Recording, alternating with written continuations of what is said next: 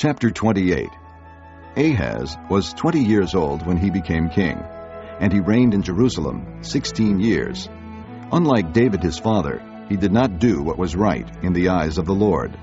He walked in the ways of the kings of Israel, and also made cast idols for worshipping the Baals.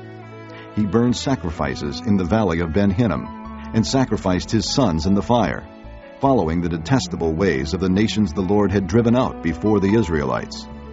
He offered sacrifices and burned incense at the high places, on the hilltops, and under every spreading tree. Therefore the Lord his God handed him over to the king of Aram. The Arameans defeated him, and took many of his people as prisoners and brought them to Damascus.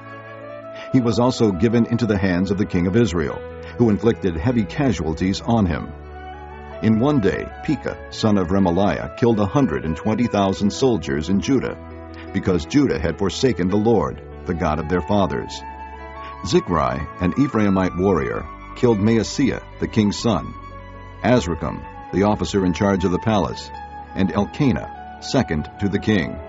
The Israelites took captive from their kinsmen 200,000 wives, sons, and daughters. They also took a great deal of plunder, which they carried back to Samaria. But a prophet of the Lord named Oded was there, and he went out to meet the army when it returned to Samaria. He said to them, "Because the Lord, the God of your fathers, was angry with Judah, he gave them into your hand. But you have slaughtered them in a rage that reaches to heaven. And now you intend to make the men and women of Judah and Jerusalem your slaves. But aren't you also guilty of sins against the Lord your God? Now listen to me. Send back your fellow countrymen you have taken as prisoners, for the Lord's fierce anger rests on you." Then some of the leaders in Ephraim, Azariah, son of Jehohanan, Berechiah, son of Meshillemoth, Jehizkiah, son of Shallum, and Amasa, son of Hadlai, confronted those who were arriving from the war. "You must not bring those prisoners here," they said, "or we will be guilty before the Lord. Do you intend to add to our sin and guilt? For our guilt is already great, and his fierce anger rests on Israel." So the soldiers gave up the prisoners and plunder in the presence of the officials and all the assembly. The men designated by name took the prisoners, and from the plunder they clothed all who were naked.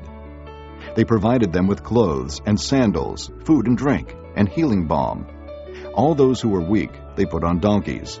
So they took them back to their fellow countrymen at Jericho, the city of palms, and returned to Samaria. At that time King Ahaz sent to the king of Assyria for help. The Edomites had again come and attacked Judah and carried away prisoners, while the Philistines had raided towns in the foothills and in the Negev of Judah. They captured and occupied Beth-Shemesh, Ajalon, and Gederoth, as well as Soko, Timnah, and Gimzo, with their surrounding villages. The Lord had humbled Judah because of Ahaz, king of Israel, for he had promoted wickedness in Judah, and had been most unfaithful to the Lord. Tiglath-Pileser, king of Assyria, came to him, but he gave him trouble instead of help. Ahaz took some of the things from the temple of the Lord, and from the royal palace, and from the princes, and presented them to the king of Assyria, but that did not help him. In his time of trouble, King Ahaz became even more unfaithful to the Lord. He offered sacrifices to the gods of Damascus, who had defeated him, for he thought, "Since the gods of the kings of Aram have helped them, I will sacrifice to them, so they will help me." But they were his downfall, and the downfall of all Israel. Ahaz gathered together the furnishings from the temple of God, and took them away. He shut the doors of the Lord's temple, and set up altars at every street corner in Jerusalem. In every town in Judah he built high places to burn sacrifices to other gods, and provoked the Lord, the God of his fathers, to anger.